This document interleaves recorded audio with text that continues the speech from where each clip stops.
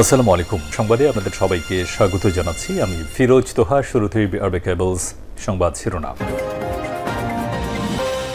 বাংলাদেশের সর্বশেষ গুরুত্বপূর্ণ আপডেট সংবাদে আপনাকে স্বাগত। শুরুতেই সংবাদ শিরোনাম, পরে বিস্তারিত।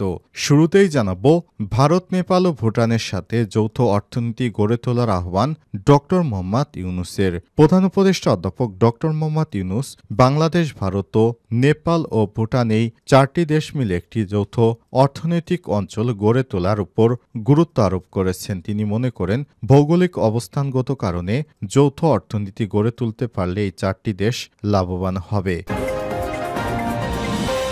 এরপর জানাবো, হাসিনা পৃথিবীর নিকৃষ্ট ও ঘৃণিত শাসক, জাতিসংঘ মানবাধিকার কমিশনের রিপোর্ট মতে বললেন সালাউদ্দিন। বিএনপির কেন্দ্রীয় স্থায়ী কমিটির সদস্য সাবেক প্রতিমন্ত্রী সালাউদ্দিন আহমেদ বলেছেন, জাতিসংঘ মানবাধিকার কমিশনের রিপোর্ট মতে ফ্যাসিস্ট হাসিনা পৃথিবীর নিকৃষ্ট ঘৃণিত শাসক। এদিকে জয়পুরহাটে বিএনপির দুই গ্রুপের উত্তেজনা, ১৪৪ ধারা জারি। জয়পুরহাটে বিএনপির কর্মী সম্মেলন ও কাউন্সিলকে ঘিরে বিবদমান দুই গ্রুপের নেতাকর্মী ও সমর্থকদের মধ্যে চরম উত্তেজনা দেখা দিয়েছে। আইনশৃঙ্খলা পরিস্থিতির অবনতির আশঙ্কায় সদর উপজেলায় একটি ইউনিয়নে ১৪৪ ধারা জারি করেছে জেলা প্রশাসন। এবারে জানাবো, হাসিনা তার নেতাকর্মীদের টিস্যুর মতো ব্যবহার করেছে সার্জিস। জাতীয় নাগরিক কমিটির মুখ্য সংগঠক সার্জিস আলম বলেছেন, খুনি হাসিনা আওয়ামী লীগ, যুবলীগ ও ছাত্রলীগ নেতাকর্মীদের টিস্যুর মতো ব্যবহার করেছে, তাদের বিপদের মুখে ফেলে পালিয়ে গেছে। এদিকে অসমাপ্ত কাজ প্রকল্পগুলো নতুন ঠিকাদারদের নিতে ডিসিদের বলা হয়েছে বললেন পরিকল্পনা উপদেষ্টা।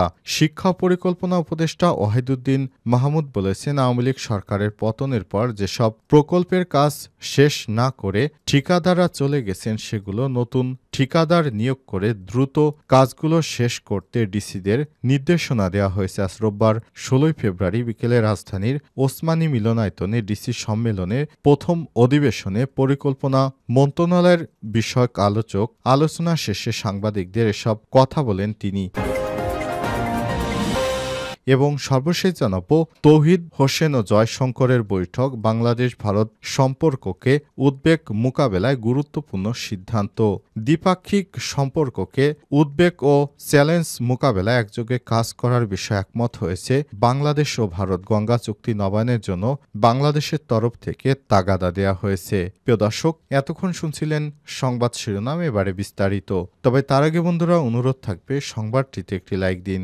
এই চ্যানেলে আপনি নতুন হয়ে থাকলে আমাদের সংবাদটি দেখতে দেখতে চ্যানেলটি সাবস্ক্রাইব করে রাখুন। কমেন্ট করে বন্ধুরা আপনার মূল্যবান মতামত জানিয়ে দিন আপনি বিশ্বের কোন দেশ থেকে বা বাংলাদেশের কোন স্থান থেকে আমাদের সংবাদটি দেখছেন এবং শুনছেন। এবারে বিস্তারিত। ভারত, নেপাল ও ভুটানের সাথে যৌথ অর্থনীতি গড়ে তোলার আহ্বান ডক্টর মোহাম্মদ ইউনূসের। প্রধান উপদেষ্টা অধ্যাপক ডক্টর মোহাম্মদ ইউনূস বাংলাদেশ, ভারত ও নেপাল, ভুটান এই চার দেশ মিলে একটি যৌথ অর্থনীতি গড়ে তোলার উপর গুরুত্ব আরোপ করেছেন। তিনি মনে করেন, ভৌগোলিক অবস্থানগত কারণে যৌথ অর্থনীতি গড়ে তুলতে পারলে এই চার দেশ লাভবান হবে। ইতিমধ্যে এই প্রক্রিয়া শুরু হয়েছে বলে জানান তিনি। রোববার রাজধানীতে বাংলাদেশ চীন মৈত্রী সম্মেলন কেন্দ্রে বাংলাদেশ অ্যাডমিনিস্ট্রেশন সার্ভিস অ্যাসোসিয়েশন সম্মেলন 2025 এর প্রধান অতিথির বক্তব্যে প্রফেসর ডক্টর মোহাম্মদ ইউনূস এসব কথা বলেছেন। অধ্যাপক মোহাম্মদ ইউনূস আরও বলেন, প্রাথমিক দিক থেকে আমরা অত্যন্ত সৌভাগ্যবান, আর এর পাশাপাশি আমাদের রয়েছে বিপুল জনগোষ্ঠী, যা দেশের জন্য বড় সম্পদ। তিনি আরও বলেছেন, আমাদের তরুণরা বিশ্ব জয় করতে পারে, তাই এই প্রজন্মের জন্য দরজা খুলে দিতে হবে। অধ্যাপক ডক্টর মোহাম্মদ ইউনূস আরও বলেছেন, জুলাই আগস্ট মাসে আমাদের তরুণরা যা দেখিয়েছে তা পৃথিবীর অন্য কোথাও দেখাতে পারেনি।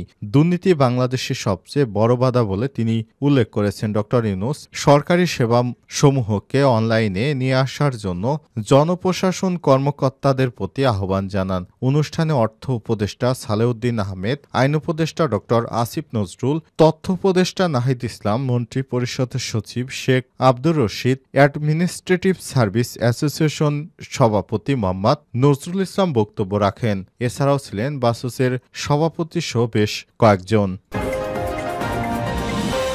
হাসিনা পৃথিবীর নিকৃষ্ট ও ঘৃণিত শাসক সালাউদ্দিন। জাতিসংঘ মানবাধিকার হাই কমিশনের রিপোর্টের মতে বিএনপির কেন্দ্রীয় স্থায়ী কমিটির সদস্য সাবেক প্রতিমন্ত্রী সালাউদ্দিন আহমেদ বলেছেন, জাতিসংঘ মানবাধিকার কমিশনের রিপোর্ট মতে ফ্যাসিস্ট হাসিনা পৃথিবীর নিকৃষ্ট ও ঘৃণিত শাসক ছিলেন। শেখ হাসিনা ও তার দল আওয়ামী লীগ ও এর নেতাকর্মীরা গণহত্যায় জড়িত, এটা এখন বিশ্বব্যাপী স্বীকৃত ও প্রমাণিত। আওয়ামী লীগের ইতিহাস পলায়নের ইতিহাস, তার পিতাও স্বাধীনতার ঘোষণা না দিয়ে পালিয়ে গিয়েছিল সেই ইতিহাস সবাই জানে। আওয়ামী লীগের ইতিহাস গণতন্ত্র হত্যার ইতিহাস। ৬৯ সালে ১৭ ঘণ্টায় একদলীয় বাকশাল কায়েম করেছিল তার পিতা। পরবর্তী শেখ হাসিনাও ক্ষমতায় এসে তত্ত্বাবধায়ক সরকার ব্যবস্থা বাতিল করে দিনের ভোটে রাতে এবং আমি আর ডামি নির্বাচনের নামে একদলীয় স্বৈরশাসন কায়েম করেছিল। তাকে এদেশের মানুষ পালিয়ে যেতে বাধ্য করেছে। সরকারের এই উপদেষ্টাদের উদ্দেশ্য করে তিনি বলেছেন, আইন শৃঙ্খলা পরিস্থিতি ও দ্রব্যমূল্যের ঊর্ধ্বগতি নিয়ন্ত্রণে আনুন। মানুষ সংস্কার বুঝে না, তারা পরিবার বুঝেন। অতএব সংস্কার করে সময় ক্ষেপণ করবেন না। আগামী ডিসেম্বরের মধ্যেই আমাদের নির্বাচন দিতে হবে। রোববার দ্রব্যমূল্যের ঊর্ধ্বগতি, আইন শৃঙ্খলার উন্নতি, পতিত স্বৈরাচারের দোসরদের বিচার ও দ্রুত নির্বাচনী রোডম্যাপের ঘোষণাসহ ৪ দফা দাবিতে ফেনীর মিজান ময়দানে জেলা বিএনপির জনসভায় প্রধান অতিথির বক্তব্যে এসব কথা বলেছেন তিনি। জয়পুরহাটে বিএনপির ২ গ্রুপের উত্তেজনা, ১৪৪ ধারা জারি। জয়পুরহাটে বিএনপির কর্মী সম্মেলন ও কাউন্সিলরকে ঘিরে বিবদমান ২ গ্রুপের নেতাকর্মী ও সমর্থকদের মধ্যে চরম উত্তেজনা বিরাজ করতে দেখা গিয়েছে। আইন শৃঙ্খলা পরিস্থিতির অবনতি আশঙ্কায় সদর উপজেলা একটি ইউনিয়নে ১৪৪ ধারা জারি করেছে প্রশাসন। রোববার ১৬ ফেব্রুয়ারি বেলা ৩টায় জেলার কালাই উপজেলা বিএনপির আহ্বায়ক ইব্রাহিম হোসেনের নেতৃত্বে পুনট বাজারে কামারপট্টি এলাকায় তড়িঘড়ি করে ৯টি ওয়ার্ড কমিটি ঘোষণা দেয়। এরপরই ইব্রাহিম হোসেনের নেতৃত্বে হাতে রামদা লাঠিসোঁটা পেট্রোল বোতল নিয়ে পুনট বাজারের রাস্তায় একটি মিছিল বের করা হয়। মিছিল শেষে পুনট বাজারের দুধহাটি এলাকায় অবস্থিত প্রতিপক্ষের কার্যালয়ে হামলা ও ভাঙচুর অগ্নিসংযোগ করে বিএনপির নেতাকর্মীরা। খবর পেয়ে পরিস্থিতি নিয়ন্ত্রণে আনতে ঘটনাস্থলে পুলিশ ও সেনাবাহিনীর সদস্যরা ছুটে যায়। এ সময় পুলিশ ও সেনাবাহিনীর ধাওয়া খেয়ে রামদা লাঠিসোঁটা ফেলে পালিয়ে যায় বিএনপি। এ বিষয়ে কালাই উপজেলা বিএনপির যুগ্ম আহ্বায়ক মওদুদ আলম বলেছেন, রোববার বিকেলে উপজেলার পুনট ইউনিয়নের বিএনপির কর্মী সম্মেলন অনুষ্ঠানের কথা ছিল। এ নিয়ে বিএনপির নেতাকর্মীদের মধ্যে সংঘর্ষ বেঁধে যায় এবং এই সংঘর্ষের জেরে সেখানে নেতাকর্মীরা ২ গ্রুপে ভাগ হয়ে যায়। এরপর সে সংঘর্ষের খবর শুনে প্রশাসনের লোকজন আসলে বিএনপির নেতাকর্মীরা লাঠিসোঁটা রামদা রেখে সেই এলাকা থেকে পালিয়ে যায় বলে জানা গিয়েছে। শেখ হাসিনা তার নেতাকর্মীদেরকে টিস্যুর মতো ব্যবহার করেছে বললেন সার্জিস আলম। বৈষম্যবিরোধী ছাত্র আন্দোলন এবং জাতীয় নাগরিক কমিটির মুখ্য সংগঠক সার্জিস আলম বলেছেন, শেখ হাসিনা বিগত ১৭ বছরে স্বৈরাচারী শাসক এমনভাবে দেশটাকে ধ্বংস করেছে যে নিজের দলের নেতাকর্মীদেরকেও টিস্যুর মতো ব্যবহার করেছে। যখন যাকে ইচ্ছে ব্যবহার করেছে, আবার প্রয়োজন শেষে তাদেরকে ছুঁড়ে ফেলেছে।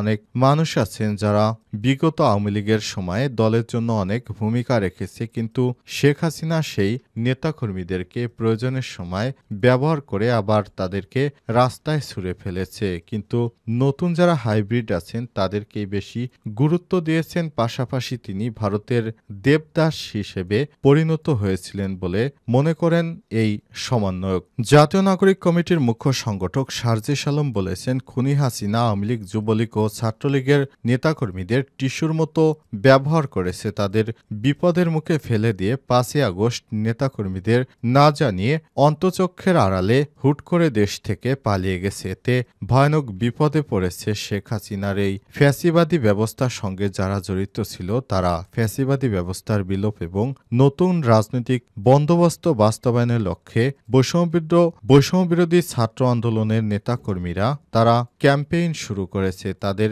৯ দফার মধ্যে যে নতুন রাজনৈতিক বন্দোবস্তের কথা বলা হয়েছিল, যে কারণে দেশব্যাপী সবাই মাঠে নেমেছিল, তারাই মূলত এখন শেখ হাসিনার যারা বিরোধী শত্রু আছে তাদের, শেখ হাসিনার যারা ফ্যাসিবাদীর সঙ্গে জড়িত তাদের বিচার চাওয়ার পাশাপাশি নতুন রাজনৈতিক দলকে সমর্থন করবে বলেও আশাবাদ ব্যক্ত করেছেন তারা বলছেন, আমরা চাই বাংলাদেশে নতুনভাবে রাজনৈতিক দল এসে দেশটাকে সুন্দরভাবে নিয়ন্ত্রণ করুক, আবার নতুন করে দেশটাকে সুন্দর মতো সাজিয়ে গুছিয়ে সামনের দিকে এগিয়ে যাক। বিগত দিনে আমরা সকল রাজনৈতিক দলকেই ক্ষমতায় দেখেছি, তারা দেশটাকে কে কিভাবে দেশটার সর্বনাশ করেছে সেটা এখন দিনের মতো পরিষ্কার। সুতরাং এই বিষয়টিকে সামনে নিয়েই বৈষম্য বিরোধী শিক্ষার্থীরা নতুন রাজনৈতিক বন্দোবস্তের আয়োজন করেছে। এই বন্দোবস্তের মাধ্যমে আশা করি বাংলাদেশ সামনের দিন